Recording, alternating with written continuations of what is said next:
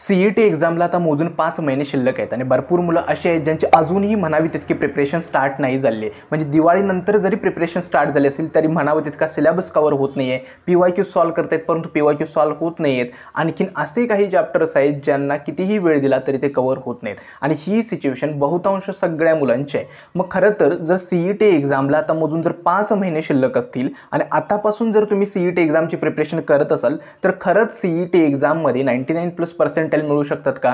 नक्कीच मिळू शकतात.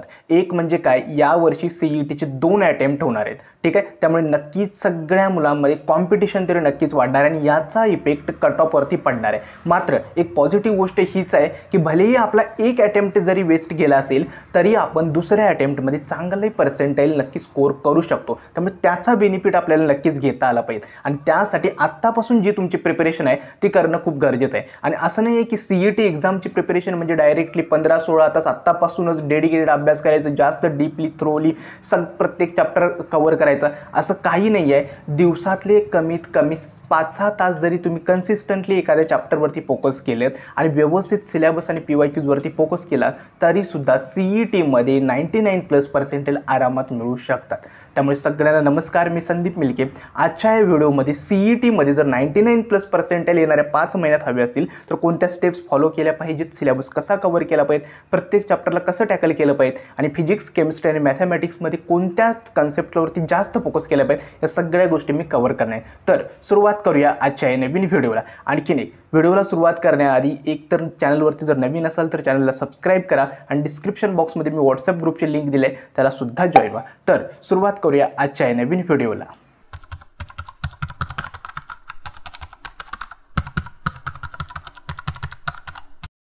पुढच्या 5 महिन्यातलं सगळ्यात महत्त्वाचं एक इम्पॉर्टंट चॅलेंज काय आहे तर ते आहे तुमचा सिलेबस कव्हर. CET एक्झाममध्ये शक्य तेवढा जास्तीत जास्त सिलेबस कव्हर करणं खूप गरजेचं आहे. खरं तर पुढच्या 5 महिन्यामध्ये आपली बोर्ड एक्झाम येते, त्याची प्रिपरेशन्स येते, ह्या प्रॅक्टिकलच्या एक्झाम्स येतात. त्यामुळे जर तुम्ही बघाल तर मोजून तुमच्याकडे नोव्हेंबर आणि डिसेंबर या 2 महिन्यामध्ये तुम्हाला शक्य तेवढा जास्तीत जास्त सिलेबस कव्हर करावं लागणार आहे. ठीक आहे, कारण का जानेवारी आणि फेब्रुवारी या 2 महिन्यामध्ये तुमचं बोर्ड एक्झामचे प्रिपरेशन असेल, कॉलेजच्या प्रॅक्टिकल एक्झाम असेल, याच्यामधून सिलेबस कव्हर करण्यासाठी किंवा CETसाठी कमी वेळ मिळणार आहे.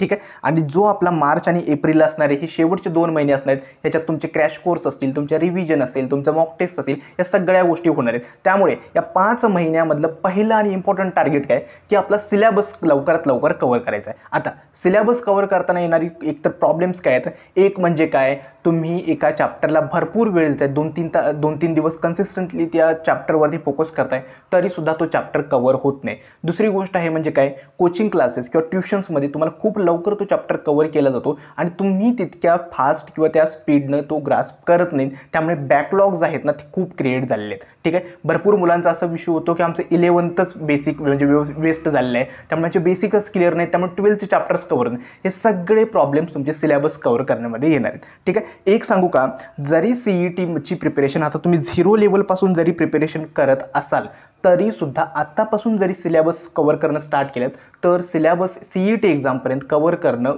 पॉसिबल आहे. ठीक आहे, त्यामुळे असं नाही आहे, जरी तुम्ही 0 लेवलपासून जरी स्टार्ट करणार असाल ना तरीसुद्धा सिलेबस कव्हर होतो. ठीक आहे, आता सोल्युशन काय आहे, एक म्हणजे काय तर तुमच्याकडे इनफ टाईम आहे. ठीक आहे, या 5 महिन्यामध्ये एक सांगतो, तर या 5 महिन्यामध्ये जर आत्तापासून जर तुम्ही सिलेबस कव्हर केलात तर सिलेबस कव्हर करतो. तर काय करायचं आहे, प्रत्येक वीकली म्हणजे तुम्ही काय करा, एका आठवड्यामध्ये फिजिक्सचा एक चॅप्टर, केमिस्ट्रीचा एक चॅप्टर आणि एक मॅथ्सचा चॅप्टर हे ॲटलिस्ट कव्हर झालेच पाहिजेत. ठीक आहे, म्हणजे तुम्ही विचार करा, एक 7 दिवसांमध्ये तुम्हाला फिजिक्स, केमिस्ट्री आणि मॅथमॅटिक्सचा प्रत्येकी एक चॅप्टर कव्हर झाला पाहिजे. जर तुम्ही या हिशोबाने केला तर तुम्हाला ॲटलिस्ट डिसेंबरमध्ये तुमचे 4 चॅप्टर्स कव्हर होतील, जानेवारीमध्ये 4 चॅप्टर कव्हर होतील, फेब्रुवारी आपला पूर्ण बोर्ड एक्झाममध्ये गेला, मार्चमध्ये 4 चॅप्टर्स आणि एप्रिलमध्ये 3 चॅप्टर्स. ठीक आहे, जर तुम्ही बघाल तर टोटल ॲटलिस्ट तुमचा 95% सिलेबस आपला कव्हर होऊ शकतो. त्यामुळे आत्तापर्यंत काय तुमचं प्रिपरेशन झालं आहे ते रिग्रेट करण्यापेक्षा जो वेळ तुमच्याकडे आत्ता आहे त्याच्यामध्ये तुम्ही काय करू शकता ते खूप इम्पॉर्टंट आहे. ठीक आहे, त्यामुळे आता जर वाटत असेल की माझे बॅकलॉग्स खूप कव्हर आहेत, असू देत, बॅकलॉग्स सगळ्यांचेच असतात, परंतु ते बॅकलॉग्स आहेत त्यापेक्षा जो उरलेला सिलेबस आहे तो कसा कव्हर करायचा येईल ना याच्यावरती फोकस करा. त्यामुळे सिलेबस कव्हर करण्यासाठी पहिली गोष्ट म्हणजे काय, आठवड्यातून फिजिक्स, केमिस्ट्री आणि मॅथमॅटिक्सचा प्रत्येकी एक चॅप्टर पिकअप करायचा आणि तो कव्हर करायचा. ठीक आहे. जर हाय वेटेज चॅप्टर असेल तर थोडा वेळ द्या, जर लो वेटेज असेल तर लवकरात लवकर कव्हर करायचा प्रयत्न करा. मात्र एका आठवड्यामध्ये एक चॅप्टर प्रत्येक सब्जेक्टचा झालाच पाहिजे. ठीक आहे. आणखीन एक दुसरी गोष्ट म्हणजे काय, क्लासमध्ये तुमचे बॅकलॉग्स वगैरे क्रिएट करत काही हरकत नाही. जे सब्जेक्ट किंवा जे टॉपिक्स तुमचे बॅकलॉग्स म्हणून अवेलेबल आहेत ते सध्या इग्नोर करा. जे सध्या क्लासमध्ये शिकवतात ते फ्रेश स्टार्ट करा आणि तिथून स्टार्ट करा. ठीक आहे. हे होतं सिलेबस कसा कव्हर करायचा आहे पुढच्या 5 महिन्यामध्ये. दुसरी आणि इम्पॉर्टंट गोष्ट म्हणजे काय, तर आता सगळ्यात महत्त्वाचं आहे की आपल्याला सिलेबस तर कव्हर करायचा आहे, परंतु चॅप्टर कसा कव्हर करायचा आहे किंवा एखादा चॅप्टर कव्हर करायचा आहे. एक गोष्ट नेहमी लक्षात ठेवा, CET एक्झाममध्ये तुम्ही जो चॅप्टर कव्हर करताय त्याचं खूप डीप अंडरस्टँडिंग किंवा डीप थेरॉटिकल कन्सेप्ट माहिती असणं गरजेचं नाही आहे. फक्त त्या चॅप्टरचे तुम्हाला सगळे फॉर्म्युलाज पाठ असलेले गरजेचे आहेत. दुसरी गोष्ट, ते फॉर्म्युला कधी अप्लाय करायचं आहे, ते फॉर्म्युला मॅन्युप्युलेट करणं ही गोष्ट माहिती पाहिजे. आणि तिसरी आहे ती म्हणजे फक्त प्रॅक्टिस. या 3 गोष्टी जर केल्यात ना तर CET एक्झाममधली MCQ आहेत ना काहीही अवघड नाही आहेत. ठीक आहे. तर सगळ्यात महत्त्वाचं म्हणजे काय, मी काय करेल, समजा मला मॅथमॅटिक्सचा मी व्हेक्टर चॅप्टर कव्हर करतोय, तर मी काय करेल, व्हेक्टर चॅप्टर मला माहीत आहे की एकतर हाय वेटेज चॅप्टर आहे, जवळजवळ 8 मार्क्स या चॅप्टरचं वेटेज आहे. ठीक आहे. तर या चॅप्टरसाठी मी सुरुवातीला काय करेल, तर 1 ते 2 तासामध्ये फक्त त्या चॅप्टरची थिअरी प्लस त्या चॅप्टरचे सगळे जे काही फॉर्म्युलाज आहेत ना ते वन शॉट लेक्चर असेल किंवा तुमच्या क्लासमध्ये ज्या काही नोट्स वगैरे दिले आहेत, ठीक आहे, किंवा यूट्यूबवरून ते मी सगळे आधी पहिला कव्हर करेल. त्यामुळे 1 ते 2 तास फक्त त्या चॅप्टरची थिअरी कव्हर करण्यावरती द्या. ठीक आहे. आणि उरलेले जे 4 ते 5 तास आहेत याच्यामध्ये फक्त मला त्या चॅप्टरची MCQs किंवा PYQची प्रॅक्टिस करायची आहे. ठीक आहे. हे झालं माझं टाईम, म्हणजे एखादा चॅप्टर कव्हर कसा करायचा आहे. मात्र आता सगळ्यात महत्त्वाचं आहे की MCQ सॉल्व कसं करायचं आहे. मग MCQ सॉल्व करताना सगळ्यात गरजेचं आहे, पहिला प्रेफरन्स मी देईल PYQला. ठीक आहे. दुसरा प्रेफरन्स देईल मी आपले जे टेक्स्टबुकमधले न्यूमरिकल्स आहेत त्यांना. आणि तिसरा प्रेफरन्स देईल जे काही ॲडिशनल MCQs असतील त्यांना. ठीक आहे. मग आता मी काय करेल, तर त्या व्हेक्टर चॅप्टरचे मी काय करेल, तर 30 मिनिटाचा मी स्लॉट टायमर सेट करेल. ठीक आहे. आणि त्यापैकी 17 PYQ क्वेश्चन्स मी पिकअप करेल. ठीक आहे. आता हे 17 PYQ क्वेश्चन्स मी 30 मिनिटामध्ये सॉल्व करायला घेईल. ठीक आहे. समजा त्या 17 पैकी 8 क्वेश्चन्स माझे करेक्ट सॉल्व झाले आणि 8च क्वेश्चन्स मला जमले. ठीक आहे. काही हरकत नाही, ते 8 क्वेश्चन्स तरी ॲटलीस्ट जमले, ते इम्पॉर्टंट आहे. ठीक आहे. आता उरलेले जे 9 क्वेश्चन्स आहेत त्यामध्ये तुम्ही सिली मिस्टेक झाले असेल किंवा ते क्वेश्चन्स पूर्णतः नवे असेल, ते क्वेश्चन्स समजून घ्या. कारण का जे सोल्युशन्स आहेत ते बघा. कारण का नेक्स्ट टाईम ज्यावेळी तुम्ही रिव्हिजन करायला हा चॅप्टर पिकअप कराल त्यावेळी ते क्वेश्चन्स सॉल्व झाले पाहिजेत. ठीक आहे. त्यामुळे सोल्युशन्स बघा, काही हरकत नाही. असं नाही की बाबा प्रत्येक विद्यार्थ्याला डायरेक्टली ते क्वेश्चन्स जमतात. ॲटलिस्ट तुम्ही नेक्स्ट टाईम ज्यावेळी तो क्वेश्चन्स रिव्हिजिट कराल त्यावेळी ते क्वेश्चन जमले पाहिजेत. ठीक आहे. आता हे 9 क्वेश्चन्स मला सॉल्व झाले नाही, त्यांचे मिस्टेक्स सगळे सोल्युशन्स वगैरे तुम्ही ॲनालाइज करा. ठीक आहे. आता परत काय करा, पुढची 30 मिनिटं पिकअप करा, अगेन 17 PYQs पिकअप करा आणि ते पुन्हा 17 पैकी किती सॉल्व होतात ते बघा. यावेळी नक्कीच तुमची ॲक्युरेसी वाढलेली असेल. ठीक आहे. आणि ज्या स्टेजला तुम्हाला वाटतं की आता मला ॲप्रॉक्सिमेटली 90 to 95% माझे क्वेश्चन्स आहेत ना व्हेक्टर चॅप्टरवरचे कव्हर होत आहेत, त्यावेळी म्हणायचं की माझा चॅप्टर व्यवस्थित परफेक्ट झाला आहे. ठीक आहे. असं नाही आहे की एकदमच तुम्ही गेल्या 5-6 वर्षाचे PYQ पिकअप करत जात आहे. गेल्या 2-3 वर्षाचे जरी PYQ सॉल्व केलेत आणि वाटले की माझे जरा व्यवस्थित क्वेश्चन सॉल्व होत आहेत तरी ते इनफ आहेत. ठीक आहे. आय होप तुम्हाला चॅप्टर कसा कव्हर करायचा हे समजलं. हे फक्त मी एक एक्झाम्पल दाखवलं की व्हेक्टर चॅप्टर कसा कव्हर करायचा. मग तुम्ही प्रत्येक चॅप्टर असेल, फिजिक्स असेल, केमिस्ट्री असेल, याच पद्धतीने कव्हर करा. पहिल्या 1-2 तासामध्ये थिअरॉटिकल कन्सेप्ट आणि नंतर शक्य तेवढा जास्तीत जास्त वेळ PYQ प्रॅक्टिस. ठीक आहे. आता तिसरा आणि सगळ्यात महत्त्वाचं गोष्ट म्हणजे काय, तर एक म्हणजे काय, भरपूर मुलं टाईम टेबल फॉलो करतात.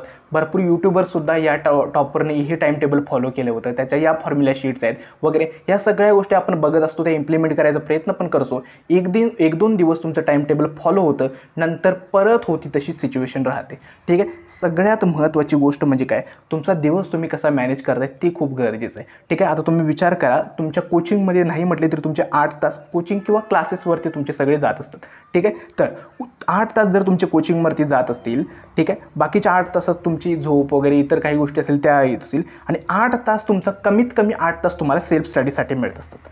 ठीक आहे. मग या सेल्फ स्टडीचे जे युटिलाइज आहेत ती चांगल्या पद्धतीने करणं खूप गरजेचं आहे. एक गोष्ट लक्षात ठेवा की सध्या तरी तुम्हाला मॅथमॅटिक्सला सगळ्यात जास्त प्रायोरिटी द्यायची आहे. मॅथ्स आपला हाय वेटेज आहे. मॅथमॅटिक्समध्ये 60 to 70+ जर तुम्ही स्कोर CETमध्ये करत असाल, तर तुम्हाला आरामात 99+ मिळू शकतं. आणि मॅथमॅटिक्सचे काय गरजेचं आहे तर हाय वेटेज चॅप्टर्स आणि जास्तीत जास्त प्रॅक्टिस. ठीक आहे, हेच मॅथमॅटिक्सला गरजेचं आहे. दुसरी प्रायोरिटी जी आपली असणार आहे ती असणार आहे केमिस्ट्रीला.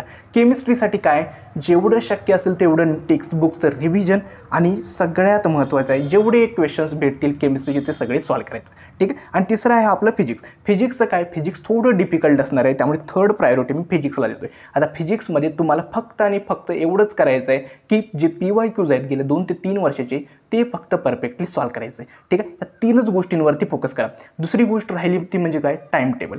ठीक आहे, प्रत्येक दिवशी तुमची इफिशियन्सी जी आहे ती 80% किंवा 90% तुमचं टाईम टेबल फॉलो होणार नाही. 1-2 दिवस तुमचे रिग्रेटमध्ये जाणार की माझा अभ्यास व्यवस्थित होत नाही, परंतु ते तिथंच असंच ठेवायचं आणि पुढच्या दिवस कसा मॅनेज करता येईल याच्यावरती फोकस करा.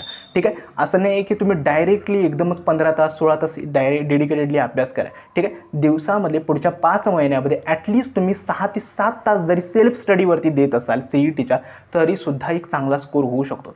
CET काही JEE सारखी इतकी काही डिफिकल्ट नाही आहे. खूप चांगला स्कोर मुलांचा कमी मार्क्सवरती सुद्धा आलेला आहे. ठीक आहे, त्यामुळे तुम्हाला CETला व्यवस्थित आत्तापासून अभ्यास करायचा आहे. टाईम टेबल जे तुम्ही फॉलो करताय तेच करायचं आहे. फक्त प्रायोरिटी लक्षात ठेवा, पहिली मॅथमॅटिक्सला, दुसरी केमिस्ट्रीला आणि तिसरी फिजिक्सला. ठीक आहे, आणखीन एक म्हणजे काय तर रिव्हिजन प्लॅनसुद्धा थोडा ॲड करा. कारण का आता होतं आहे असं की भरपूर मुलाचा सिलेबस कवर केलेला आहे. त्यांनी काही मुलं असे जून जुलैलाच त्यांचे चॅप्टर कवर झाले, परंतु आत्ता जर त्यांना PYQ सॉल्व्ह करायला सांगितले तर ते PYQ सॉल्व्ह होत नाहीत. त्यामुळे शक्य असेल तर रविवारी किंवा शनिवारी ठीक आहे एक दिवस तुमचा रिव्हिजनसाठी द्या. जे काही आठवड्यात कवर केले ते फक्त एकदा बघून घ्या डोळ्याखालून, कारण का जे MCQs किंवा PYQs तुम्ही सॉल्व्ह करताय त्याचं रिव्हिजन होणं खूप गरजेचं आहे. त्यामुळे revision is the most important for MST CET. ठीक आहे, या थोड्या ज्या 4-5 गोष्टी आहेत ना त्या कवर करायवरती फोकस करा. ठीक आहे, आणखीन पुन्हा एकदा समराईज करतो.